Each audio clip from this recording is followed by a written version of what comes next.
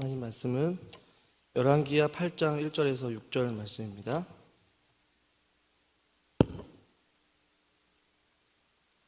열왕기하 8장 1절에서 6절까지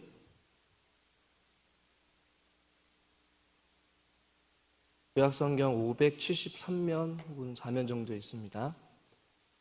열왕기하 8장 1절에서 6절까지 한 절씩 교독해서 읽겠습니다. 제가 1절 읽죠. 엘리사가 이전에 아들을 다시 살려준 여인에게 이르되 너는 일어나서 내 가족과 함께 거절만한 곳으로 가서 거주하라. 여호와께서 기근을 부르셨으니 그대로 이 땅에 7년 동안 임하리라 하니.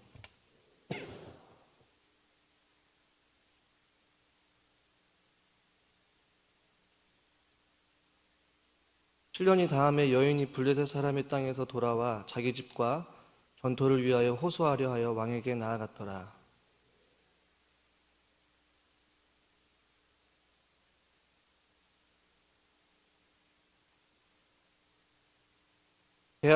게하시가 곧 엘리사가 죽은 자를 다시 살린 일을 왕에게 이야기할 때에 그 다시 살린 아이의 어머니가 자기 집과 전토를 위하여 왕에게 호소하는지라. 게하시가 이르되 내 주 왕이여 이는 그 여인이요 저는 그의 아들이니 곧 엘리사가 다시 살린 자니이다 하니라. 왕이 그 여인에게 물으매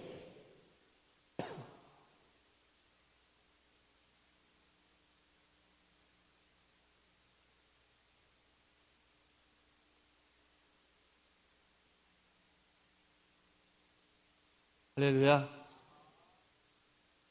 옆에 있는 분들 이렇게 인사합시다. 추석 명절 잘 보내세요.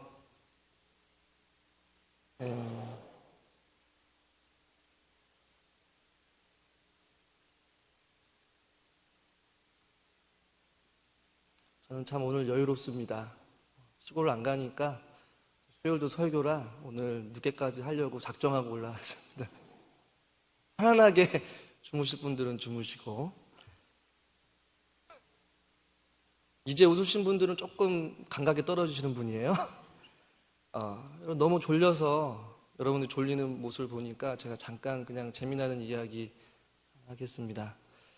남편을 집에 두면 여러분 근심덩어리라고 합니다. 데리고 나가면 짐덩어리라고 하고요. 마주 앉으면 원수덩어리, 혼자 내보내면 사고덩어리라고 하고요. 마지막 결정적인 게 하나 남았습니다. 며느리에게 맡기면 구박덩어리. 그래서 제가 이걸 보면서 그렇다면 50대 이상 여성 되시는 분들이 가장 좋아하고 선호하는 남편은 누구일까? 우리 남자분들을 위해서 제가 한번 알아봤어요. 그랬더니 돈 잘 버는 남편? 아니요. 요리 잘하는 남편? 아니요. 집안일을 잘하는 남편? 아니요. 뭔지 아십니까? 집에 없는 남편.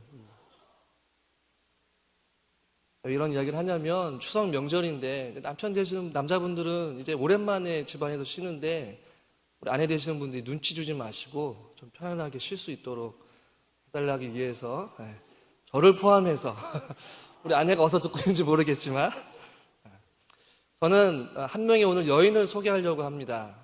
이 여인은 여러분 잘 아시는 것처럼 수넴 여인이라는 여인이에요. 오늘 본문에 보니까 이 수넴 여인의 한 여인의 삶을 통하여서 보이지 않는 헌신과 순종을 통해서 그에게 누리는 은혜가 너무나도 귀하고 우리에게 도전이 되어서 오늘 이 오후 시간에 같이 은혜의 말씀을 나누려고 합니다. 오늘 본문에서는 엘리사가 수넴 여인에게 찾아와서 너희가 거주하는 그 땅에서 7년이라는 기근이 일어나게 될 것이니까 너는 다른 데로 가서 거주해라 라고 이렇게 설명을 해주고 있습니다. 여러분, 수넴 여인이 어떤 여인인지 오늘 본문에도 아주 간단하게 나와 있어요. 8장 1절 말씀을 우리가 한번 읽어보도록 하겠습니다. 8장 1절 말씀입니다. 엘리사가 이전에 아들을 다시 살려준 여인에게 이르되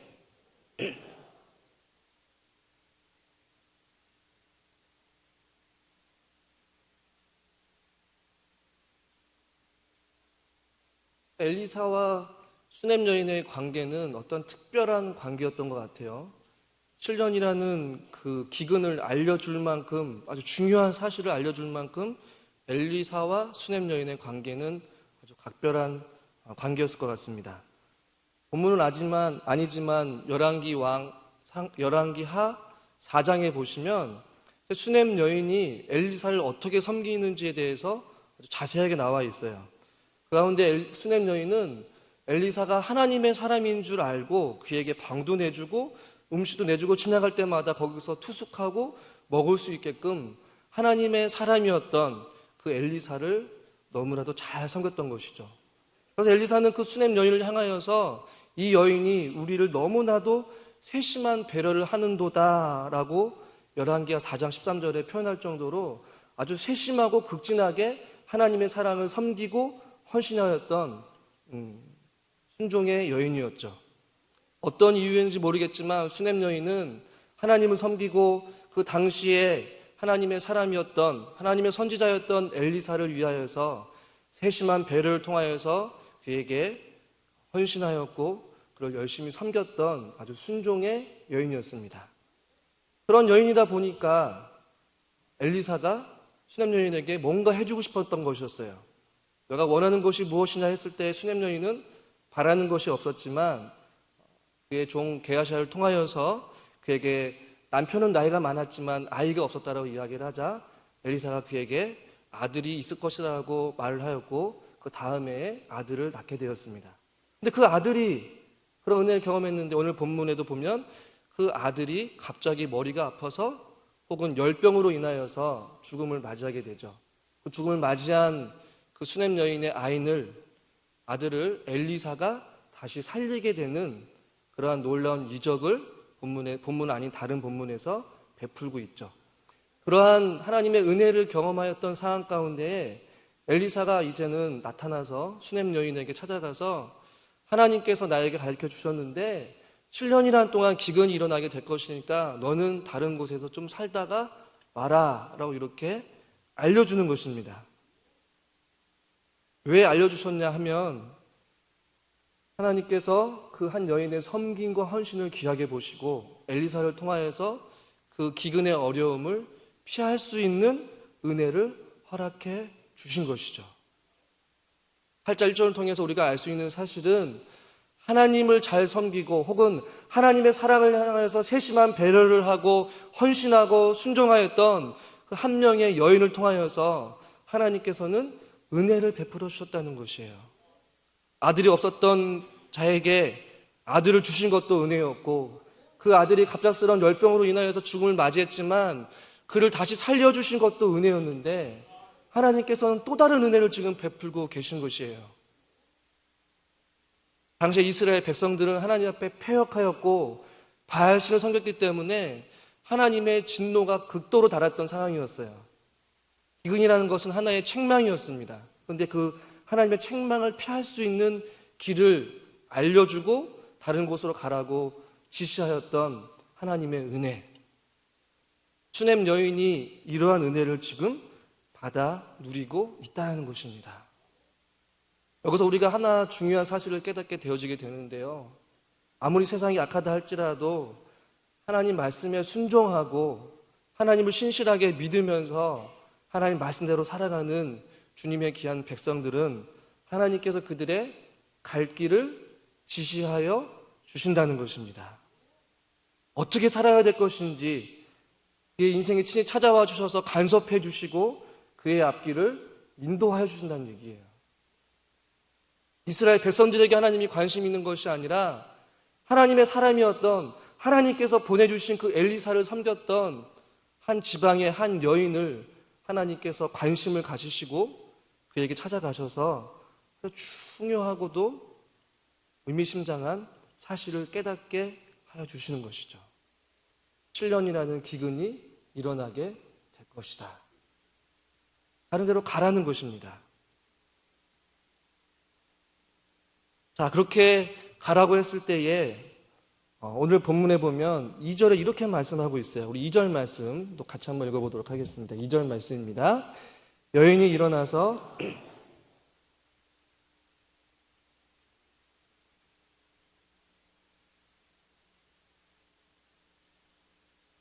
하나님의 사람의 말대로 행하였다라고 성경은 말씀하고 있어요. 그럼 잘 보세요. 이 여인은 7년이라는 기근이 있는 그 사실에 대해서 모든 것을 내려놓고 포기하고 가야 됩니다.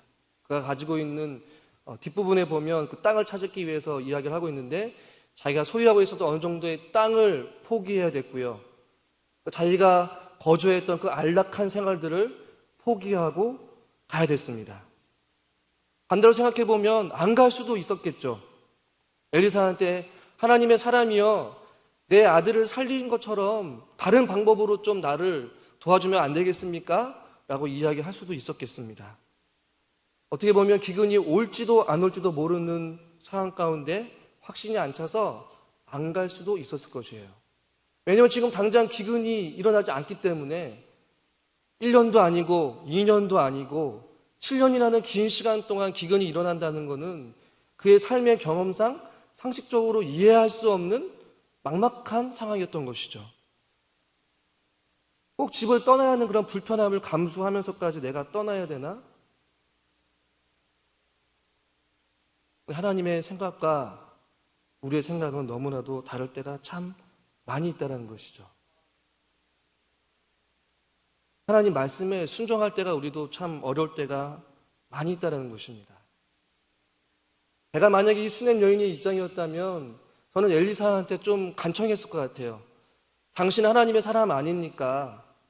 나를 다른 방법으로 좀 도와주고 내가 이 땅을 절대 포기할 수 없습니다 라고 한 번쯤은 다르게 좀 이야기를 했을 것 같아요.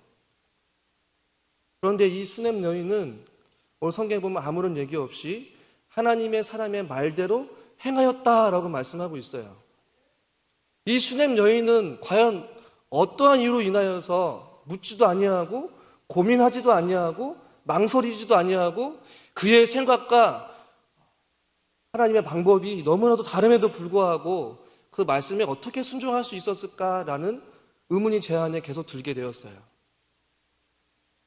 그런데 그 수냄 여인이 집과 땅을 다 포기하고 7년이라는 긴 시간 동안 가보지도 못했던 낯선 땅에 들어갈 수 있었던 그 이유, 혹은 그의 생각과 전혀 다른 방법으로 하나님께서 요구하신 그 하나님의 말씀에 순종할 수밖에 없었던 궁극적인 이유는 무엇이었냐면 바로 그가 과거에 그가 만났던 하나님이 어떤 분이신지 확실하고도 확고한 믿음이 있었기 때문에 하나님 말씀 앞에 순종할 수 있었다는 것입니다. 어떤 은혜를 경험했나요? 서두에도 말씀드렸듯이 수냄 여인은 아들이 없었어요. 남편은 나이가 많았어요. 어떻게 보면 환경적으로, 이성적으로 아이를 가질 수 없는 상황 가운데 있었지만 하나님의 사람을 통하여서 그에게 아들을 허락해 주셨어요. 하나님의 특별한 은혜를 경험하게 된 것이죠. 또 하나, 그러한 귀하게 얻은 아들이 갑자기 머리가 아파서, 신학자들은 그걸 열병이라고 이야기를 하는데 원인 모르는 죽음 앞에 죽음을 맞이했었어요. 그런 상황 가운데 엘리사를 통하여서 또다시 한 번 더 그에게 기적을 경험하게 된 것이죠. 죽은 아들이 살아나게 된 것이었죠. 수냄 여인이 그가 믿고 따랐던 하나님이 어떤 분이신지 확실하게 경험했습니다. 불가능을 가능케 하여 주시고 죽은 자를 살려주신 그분이 바로 하나님이세요. 그 믿음이 흔들리지 않았고 그 믿음을 가지고 살았기 때문에 그의 생각과는 다른 상황이더라도 그는 순종함으로 떠난 거예요. 집을 포기한 거예요. 어려움이 있다 할지라도 수냄 여인은 하나님의 사람의 말대로 떠난 것입니다. 여러분, 우리가 신앙생활 하다 보면 우리의 생각과 하나님의 말씀이 상충될 때가 참 많이 있음을 보게 돼요. 내 생각에는 조금 더 편한 길을 선택하고 싶고 뭔가 다른 길로 좀 쉽게 걸어가고 싶은데 하나님께서는 늘 언제나 우리에게 십자가의 길을 걸어가라고 말씀하고 있어요. 우리는 남들이 걸어가는 좀 넓은 길로 걸어가기를 원하고 좀 더 쉬운 길을 선택하기를 원하고 고난 없이 그냥 가고 싶은데 하나님께서는 우리의 생각과 하나님의 생각, 우리의 방법과 하나님의 방법이 상충될 때가 너무나도 많다는 것이에요. 그럴 때마다 우리는 갈등하게 되죠. 뭔가를 움켜쥐고 있고 포기하지 않으려고 하고 있어요. 내려놓지 못할 때가 많이 있습니다. 한쪽은 세상을 향하고 한쪽은 주님께로 향하여서 늘 끊임없이 갈등하면서 살아가는 경우들이 너무나도 많다는 것이에요. 그러다 보면 넘어지고 실패하고 다른 길로 가고 끊임없이 하나님께서는 말씀으로 요구하시고 우리에게 책망하시는데 우리는 돌아서지 않는 것이에요. 그리고 우리의 생각에 하나님의 뜻이 맞춰지기를 원하면서 기도할 때도 있다는 것입니다. 그러나 수냄 여인은 그러지 않았어요. 그가 경험했던 그 하나님은 전능하신 하나님이시기 때문에 죽은 자를 살리신 그 능력의 하나님이기 때문에 기근이 있기 때문에 너는 떠나라고 했을 때 그 말씀에 온전히 순종함으로 걸어갔다는 것입니다. 생각하지 않았어요. 고민하지 않았어요. 과감하게 포기했어요. 과감하게 내려놓았어요. 이러한 모습들이 순종할 때에 하나님을 향한 확실한 믿음이 있었기 때문에 이것이 가능했다라고 봅니다. 이것을 통하여서 저와 여러분들에게 한 가지 중요한 사실을 깨닫게 되어지는데 그것은 무엇이냐면 여러분들이 하나님의 뜻에 고민하거나 갈등할 때에 그것을 기억하십시오. 하나님께서 여러분들에게 어떠한 은혜를 베풀어 주는지 말이죠. 하나님께서 여러분의 각 개인에게, 여러분 각 가정 가운데에, 여러분의 직장 가운데, 여러분의 사업장 가운데에 하나님께서 어떠한 은혜를 여러분들에게 부어주셨는지 그 은혜를 기억하라는 것입니다. 그리고 하나님이 어떠한 분이신지 그것을 잊지 말아야 한다는 것이죠. 그러면 우리의 생각과 다르더라도 하나님께서 인도하실 것이라는 확신을 가지고 과감하게 내려놓을 수 있다는 것입니다. 마치 이 수냄 여인과 같이 말이죠. 그 다음 구절을 보면 이제 3절 말씀에 이제 수냄 여인이 이제 이런 이야기가 있어요. 우리 3절 말씀 같이 한번 읽어보도록 하겠습니다. 3절 말씀입니다. 7년이 다음에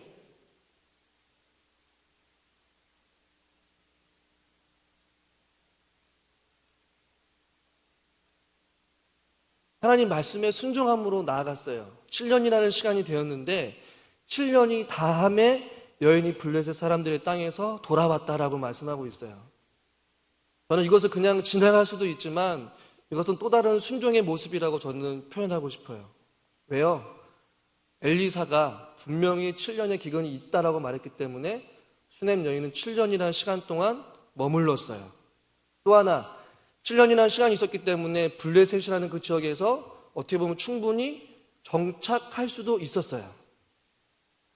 그런데 이 여인은 7년이 다해서 블레셋 사람들의 땅에서 돌아왔다라고 말씀하고 있어요. 순종한 것이죠. 하나님 말씀을 토시 하나도 안 틀리고 그대로 순종하면서 돌아왔어요.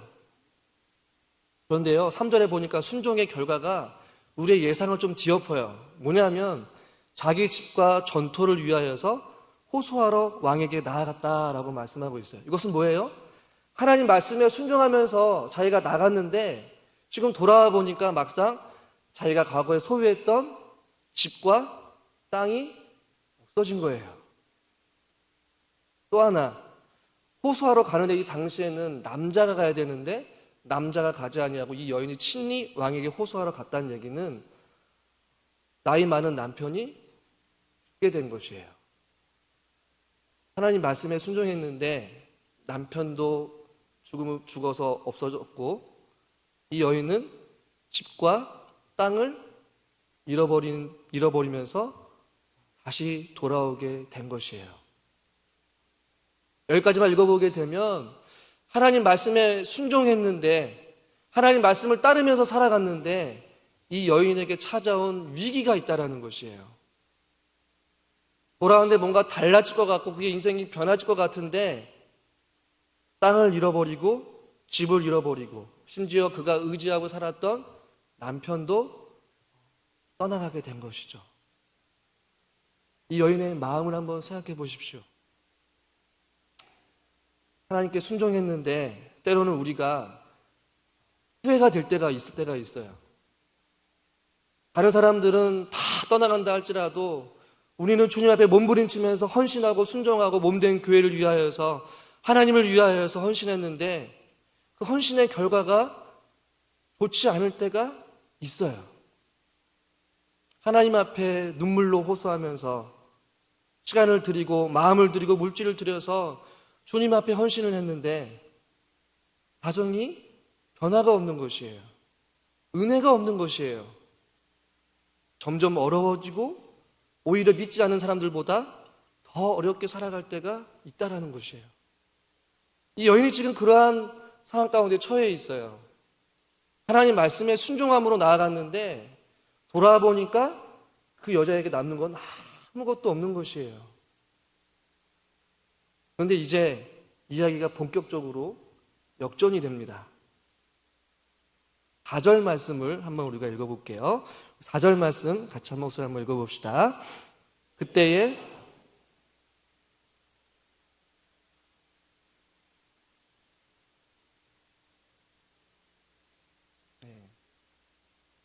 여자가 7년 만에 돌아와서 자기 집과 땅을 되찾기 위하여서 왕에게 호소하러 가는 그 찰나에 그때에 왕이 하나님의 사람 게하시라는 그 사람과 함께 서로 말을 하고 있는데 마침 또 그 이야기를 하는 대화 가운데 너는 엘리사가 행한 모든 큰 일을 내게 설명하라 하니 라고 본문의 저자는 의도적으로 말씀하고 있어요.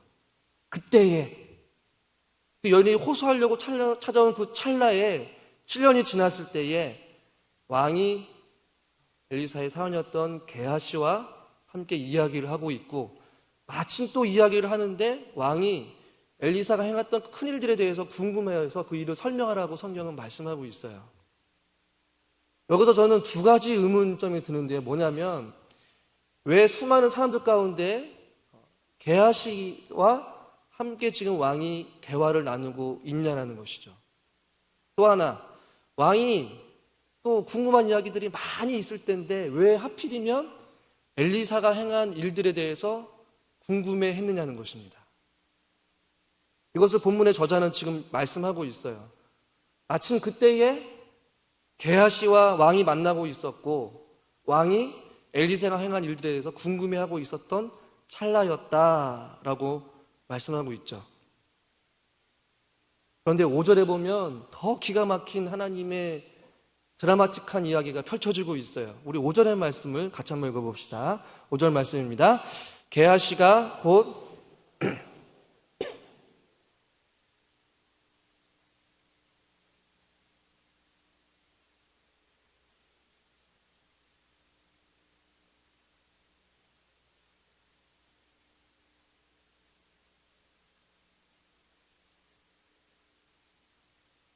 5절에 보니까 엘리사가 행한 큰일들이 너무나도 많아요. 물을 소금으로 취한 사건이 있고요. 물에 빠진 도끼를 떠오르게 한 사건도 있고요. 술 안에 든 독을 해독한 사건도 있고 보리빵 20개로 100명을 먹인 사건들이 있어요. 너무나도 많은 큰일들을 행한 그 엘리사의 기적들이 있었는데 그 여인이 찾아올 그 순간에 때마침 그 수넴 여인의 사건을 게하시가 이야기를 하고 있는 것이에요. 소름 돋을 정도로 기가 막힌 타이밍 아닙니까, 여러분? 그 여인이 찾아봤는데 마침 엘리사가 행한 수많은 일들 가운데에 수넴 여인이 아들이 태어난 것과 아들이 죽었는데 살아난 그 사건들을 게하시가 그것을 지금 왕에게 설명하고 있는 거예요. 이것을 통해서 제 두 가지의 의문이 풀리게 되는데 첫 번째 의문, 왜 하필이면 왕이 다른 사람이 아닌 게하시라고 이야기했냐면 그 수넴 여인이 아들을 살렸을 때에 엘리사와 누가 있었냐면 게하시가 있었어요. 게하시가 누구입니까? 수넴 여인을 증명해줄 증인이었어요. 또 하나, 왕이 왜 그것을 궁금했느냐? 이것은 하나님의 필연적인 섭리고 계획이라고 밖에 설명할 수 없는 거예요. 세상 사람들은 우연이라고 볼지 모르고 대박이라고 할지 모르겠지만 성경에서는 그것은 하나님의 섭리요 하나님의 계획하심이요 하나님 말씀에 순종하며 살아가는 자에게 부어주시는 하나님의 특별하신 은혜와 사랑으로밖에 설명할 수밖에 없다라는 것이에요. 기가 막힌 타이밍 가운데에 하나님께서는 그 여인을 회복시켜 주시는 것이에요. 왕이요, 지금 내가 이야기를 했는데 그 여인이 바로 왕에게 호소하러 찾아온 바로 이 여인입니다 라고 했을 때 왕이 놀라는 것이죠. 게하시가 증명하고 있고 또 그것을 통해서 그 여인이 바로 눈앞에 있기 때문에 왕은 그 여인에게 은혜를 베풀 수밖에 없는 것이에요. 자, 6절을 보십시오. 6절 말씀 같이 함께 읽겠습니다. 왕이 그 여인에게 물으매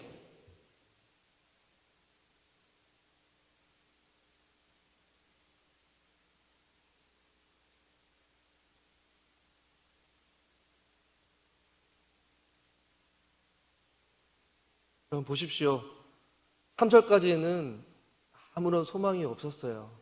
땅을 다 잃고 집도 잃어버렸던 그 여인이 하나님의 그 계획하심 가운데에 순종했던 그 한 명의 여인을 하나님께서 통해 누리는 은혜가 얼마나 귀하고 값진지 6절에 보니까 한 관리를 임명하여서 그 여인에게 땅을 돌려주라고 하는데 그냥 돌려주지 않아요.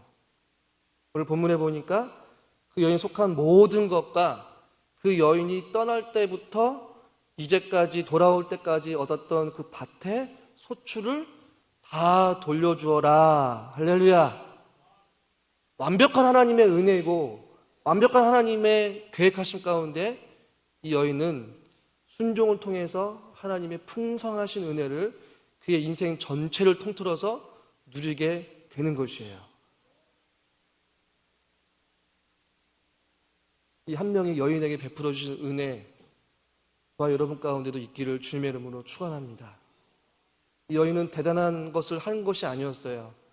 하나님께서 세우신 하나님의 사람 엘리사를 위하여서 세심한 배를 하였고 작은 헌신을 하였고 그의 말씀에 순종하며 살아갈 때에 하나님께서 그 순종을 귀하게 여기시고 그 순종을 통해서 그 여인에게 놀라운 은혜를 베풀어 주신 것이에요.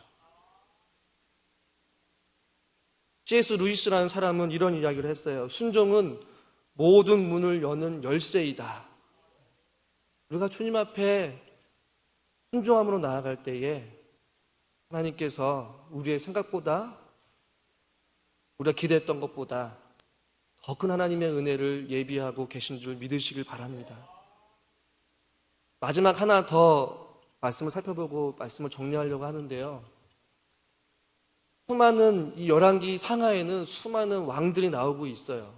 그런데 그 가운데 그 왕에 대해서 길게 설명한 왕들도 있지만 한두 절로 왕으로 그냥 이야기를 하고 넘어간 구절들이 너무나도 많이 있어요. 근데 오늘 성경에 보니까 열왕기하 4장에도 그렇고 오늘 8장에도 그렇고 이 수넴 여인의 내용이 유독 많은 분량을 차지하고 있어요.